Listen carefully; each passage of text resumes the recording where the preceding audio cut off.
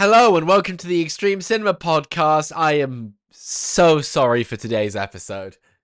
With me as ever is Dom. Dom, how have you been? I have been good, steady. How are you? I'm doing alright, I'm doing alright. This one's your fault, I think. I think it might be, yes.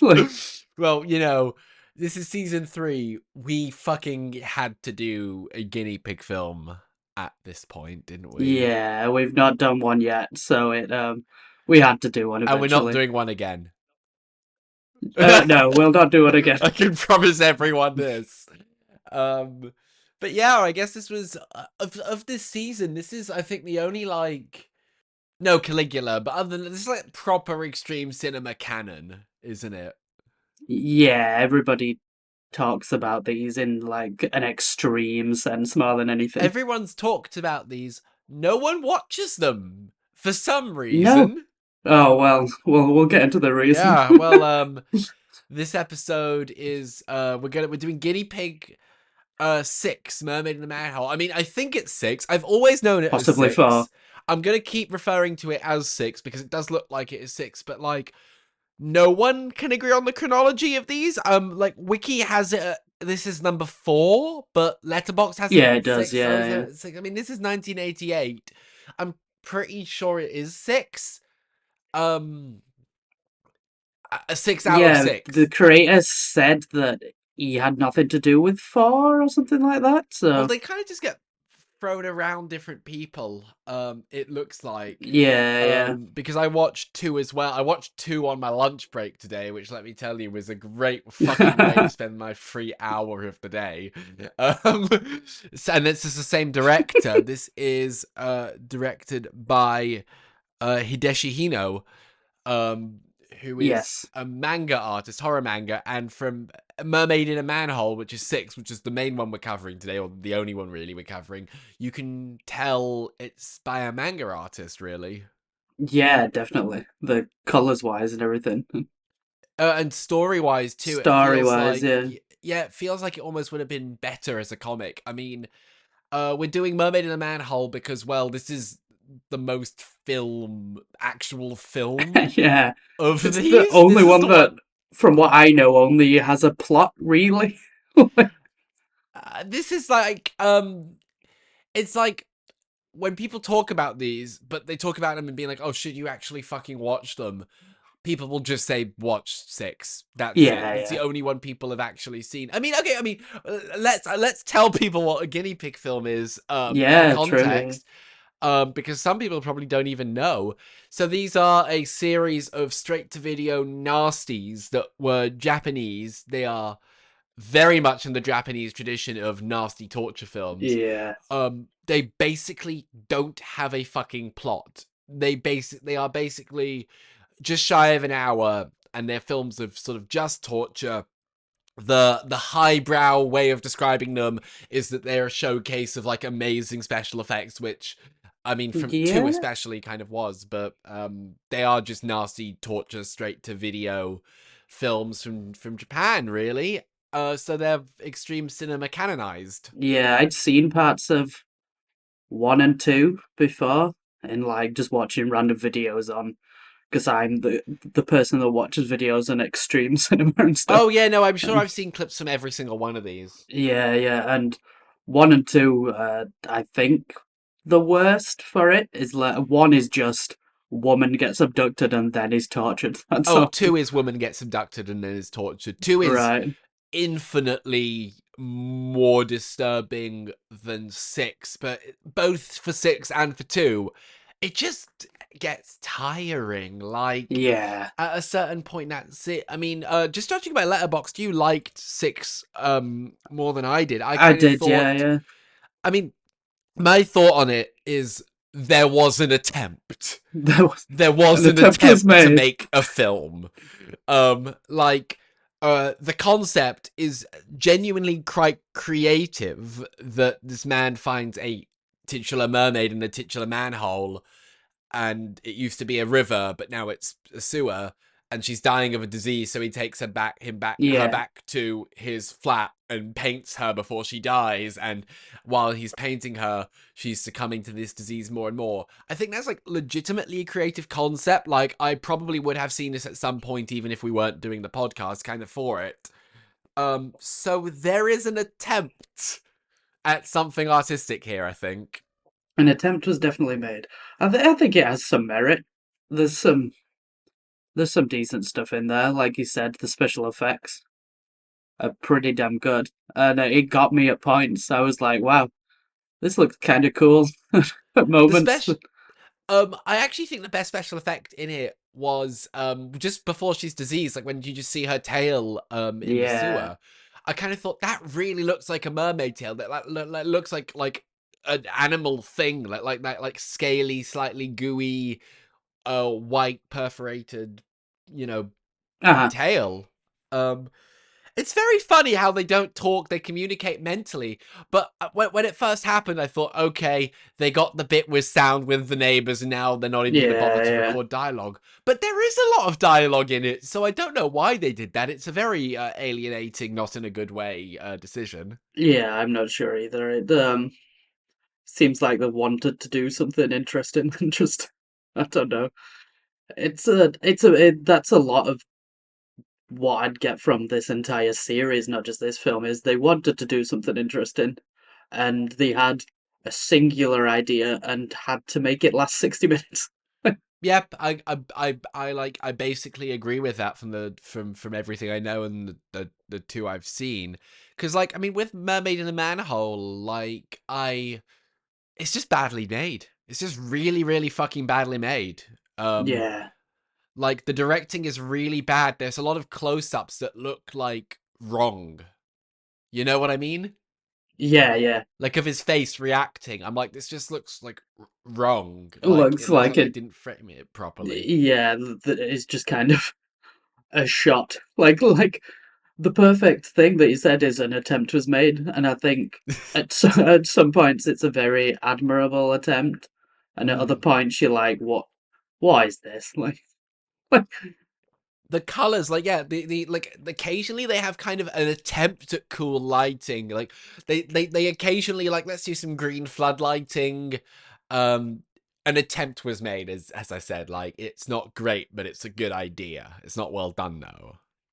no, definitely not. I mean, I ended up giving it a 6 out of 10. I think in the end, and I think I enjoyed the moments I enjoyed enough to give it that. I wasn't bored by it. It passed the time. I'll talk about two in slightly more depth a bit later when we go Yeah, more in general on this. But I was bored by two at a certain point, and two is only 40 minutes.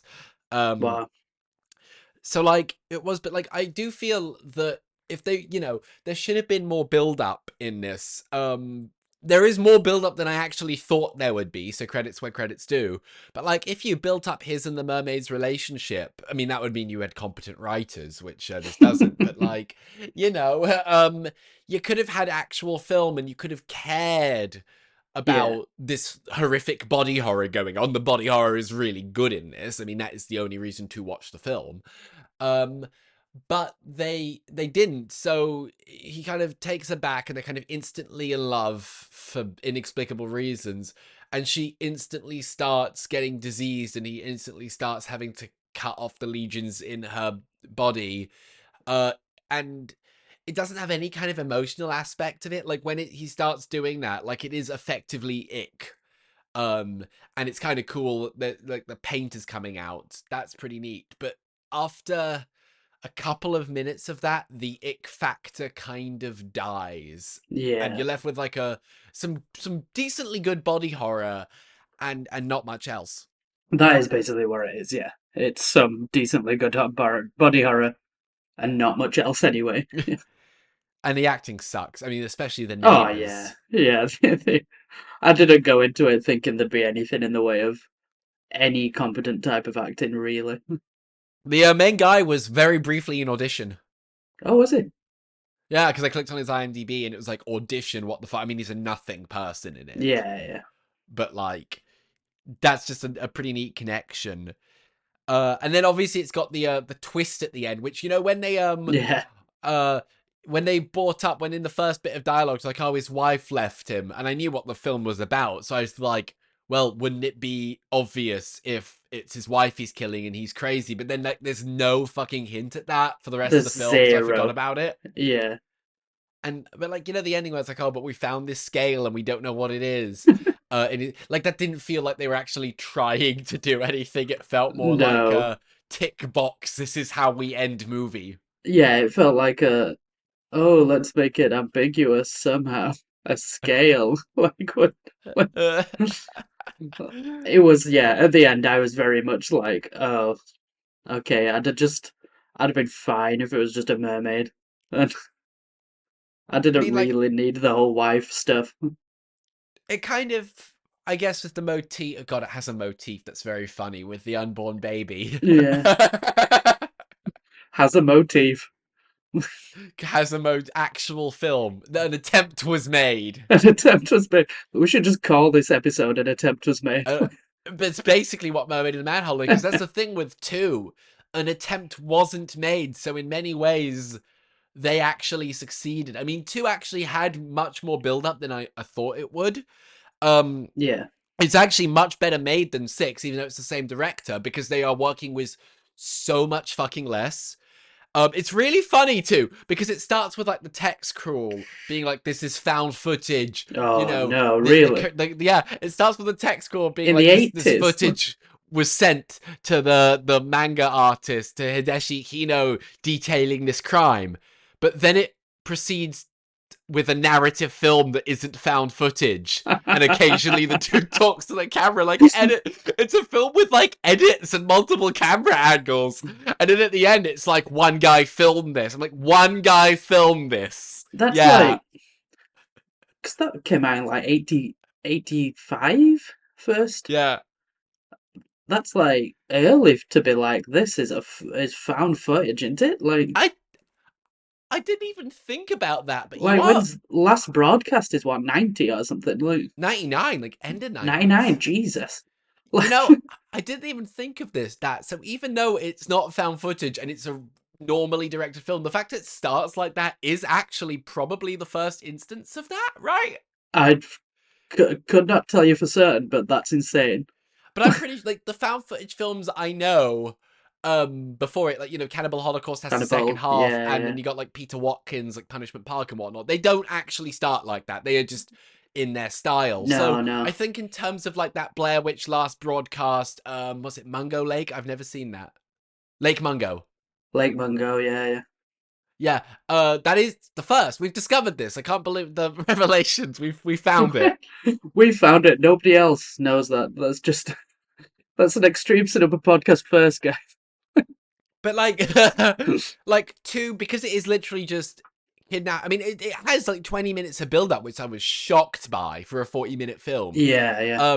So it's doing a lot less. So that it is actually, I would say, for what it is, it attempts very little. It literally only attempts woman being kidnapped and tortured. So, in that regard, it is well directed because he's not doing anything. And then the guy has a samurai outfit on for some reason, and he like drugs her so she can't feel pain, and then just proceeds to Oh cut dear. bits of her off. And it is much more much more disturbing than six. Because, and the effects are better, but it is the same as six, where it's like, it actually starts, I'm like, oh god, like I actually like covered my eyes when Yeah. the gross stuff started happening. But after 2 minutes I went, okay, okay. Yeah, And then I kind of watched quite a bit of it on 1.5 time, yeah. because damn it, I wanted to play a mission on Assassin's Creed 2 before I went back to work. Assassin's Creed 2. um so like, yeah, but one can't understand the Guinea Pig films because they seem ridiculously silly unless we put it in the context of the time.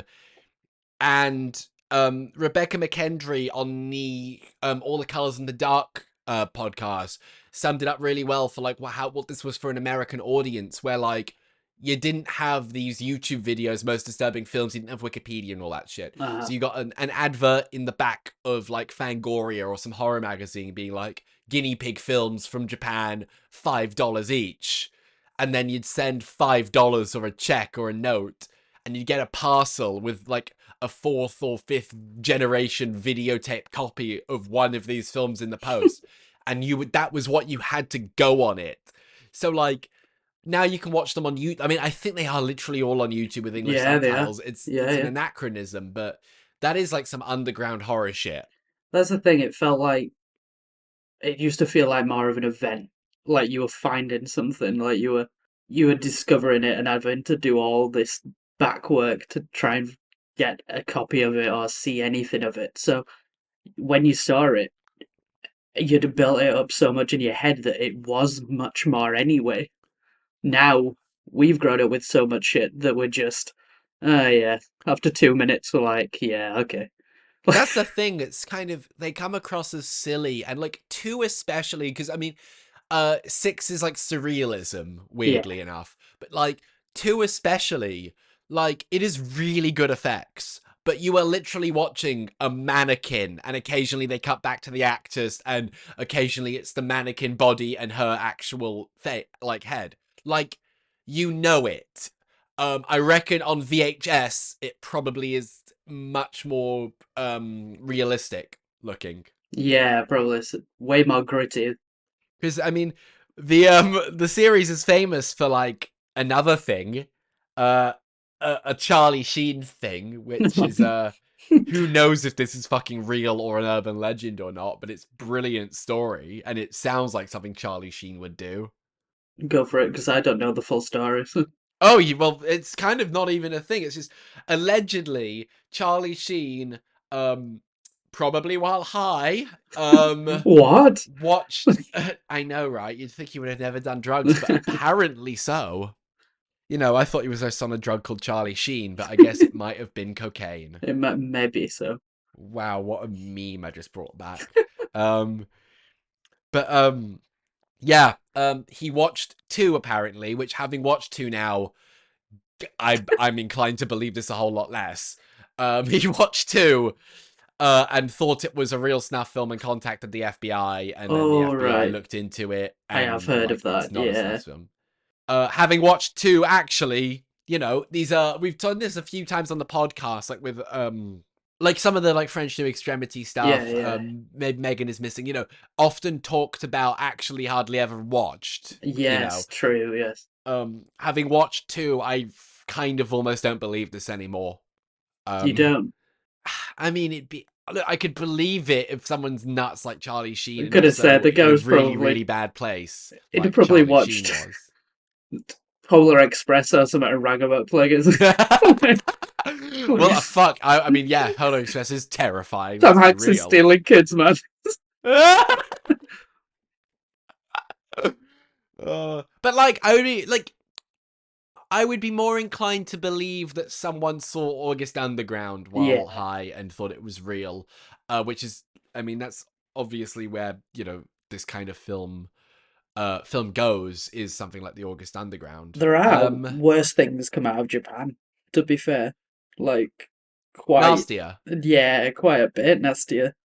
But I said this at the end of the last episode, because I said it's a nastier thing, and I was like, is it? And I mean, in terms of ick, it might well be one of the ickiest things I have seen. However, in terms of like actually nasty and disturbing, like I mentioned this definitely maybe when we do an audition, or something. But Angel Guts Red Classroom, Yeah. hell of a lot nastier than this, because that is a good film. So the fact that that's crawling with misogyny, which these films also are crawling with Oh, misogyny, absolutely. but in a sillier way, in a much sillier way. So it's kind of like you just sort of go, okay, I'm not expecting much in this. So like, I find Angel Guts, and I really do want to watch some more in that series, but that makes my skin crawl a lot fucking more than either than the Guinea Pig films do, frankly, you know. Uh-huh.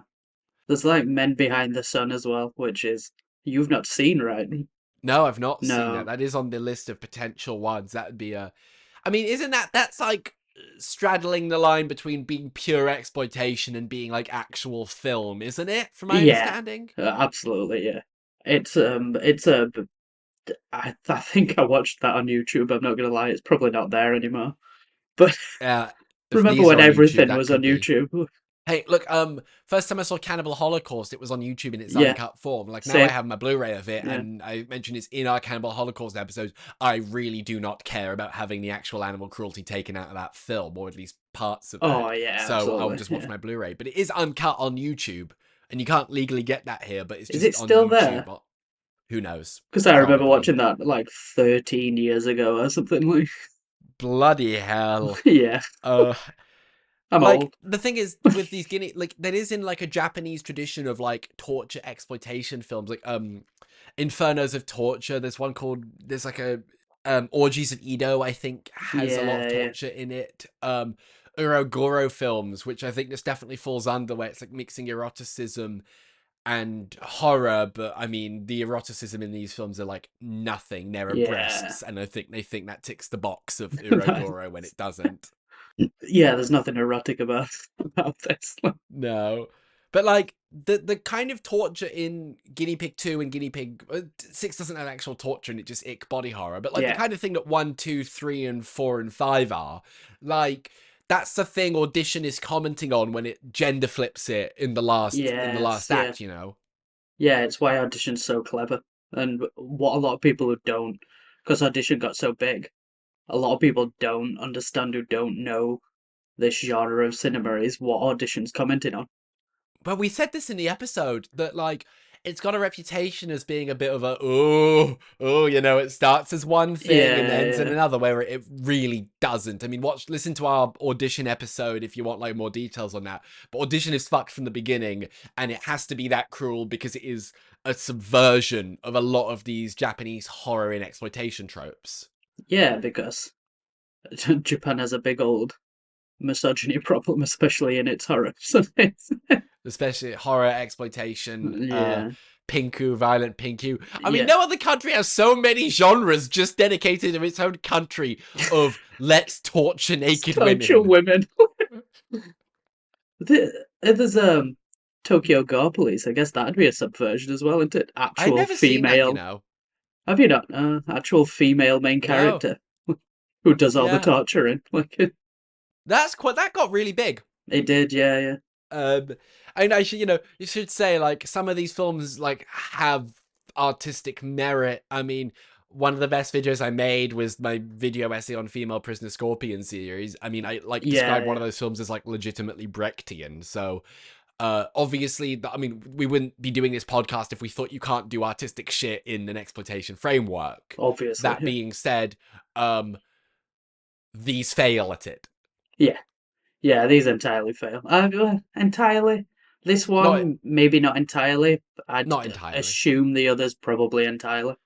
Megan is missing is an entire failure. This That's is my least favorite. That's if you want to see me have the biggest rant of my life, watch out. Oh God, how long ago did we do Megan is Missing? Yes. God. It's episode 3, my dude. Oh my God. Sturdy, we're getting old. Anyway, um, We we are.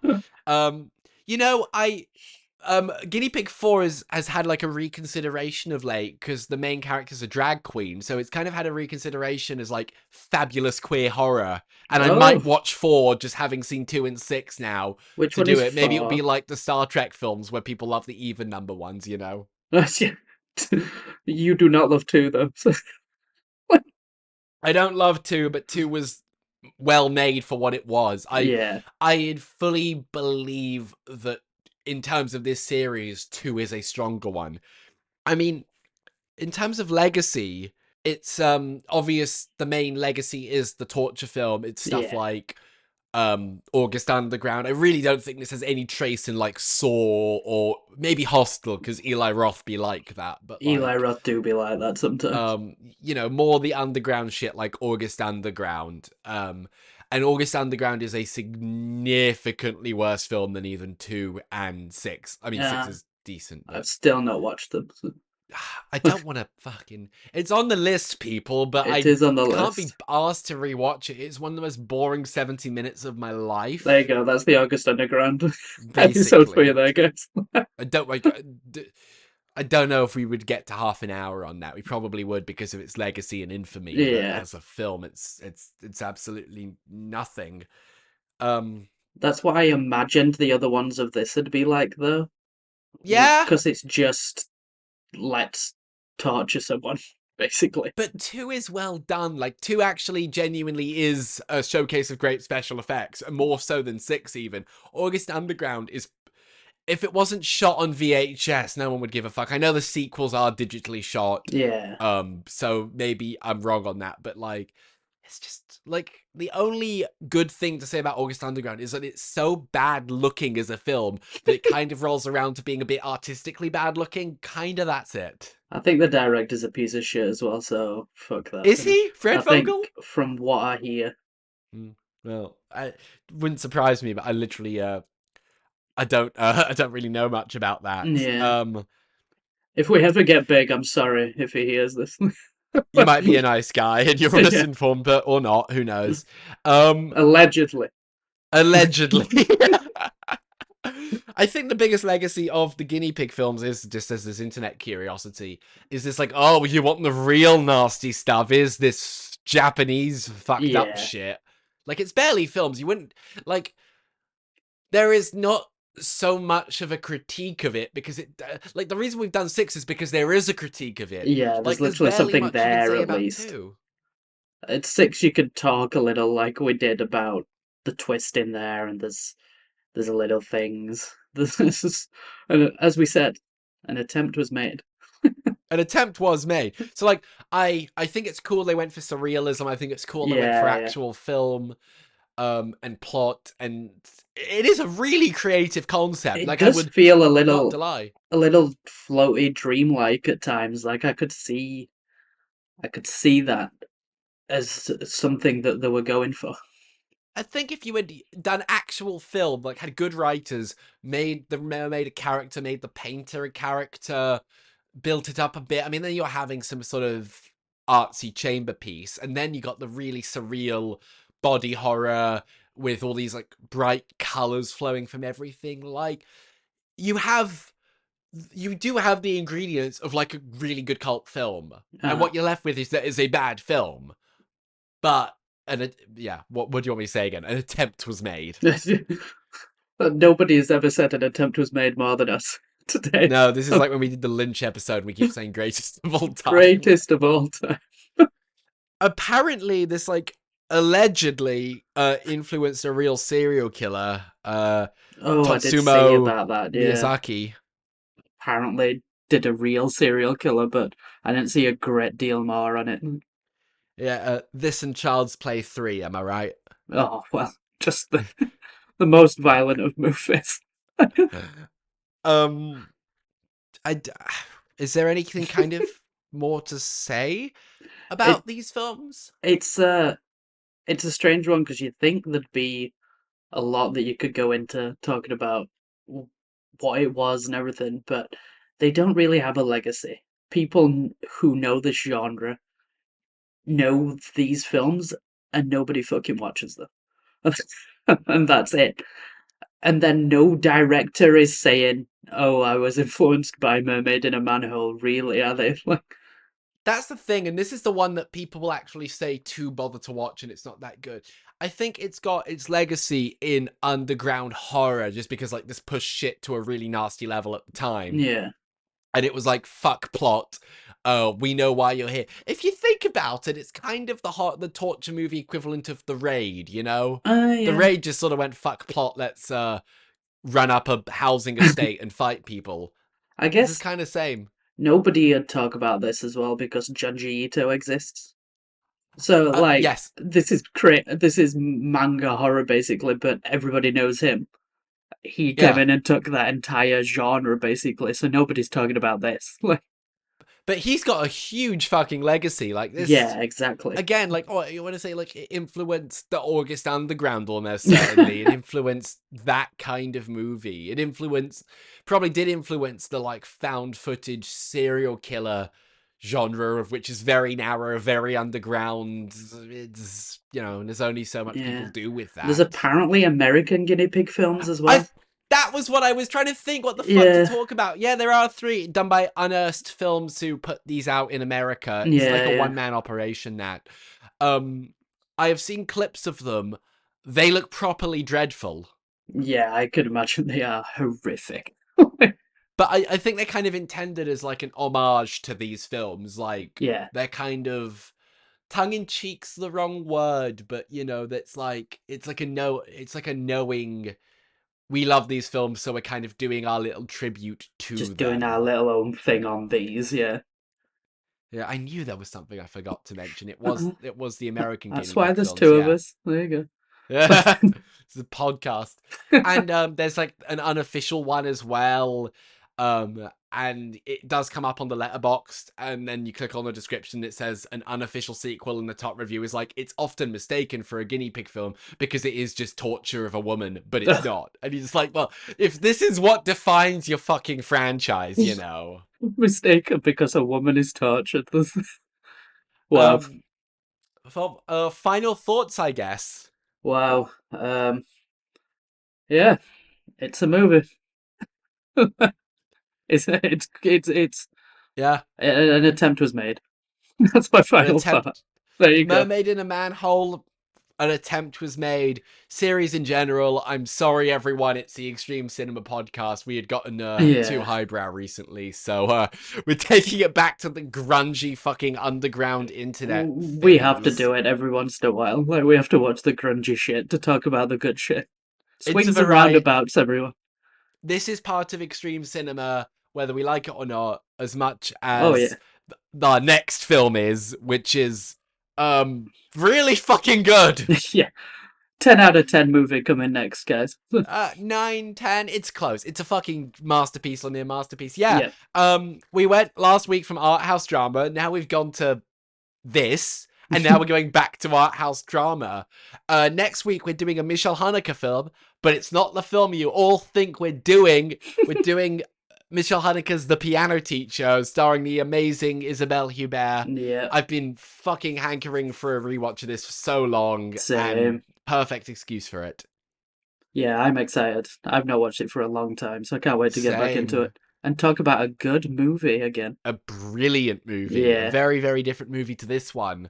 Just a little There is bit. plot, there is character, There is there is cinematography. yeah. People do things. Let's not just torture women.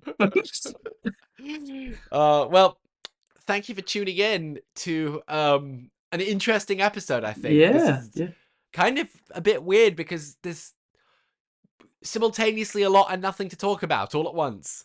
Yeah, we give it a good go. All right, everyone. See you next week and take care. Goodbye. You've been listening to the Extreme Cinema podcast with Alexander Sternberg and Dom Loach. If you enjoyed this podcast, please consider subscribing as it really helps us out. The original artwork for the podcast was done by George Arnold. The Extreme Cinema podcast, available where all good podcasts are available.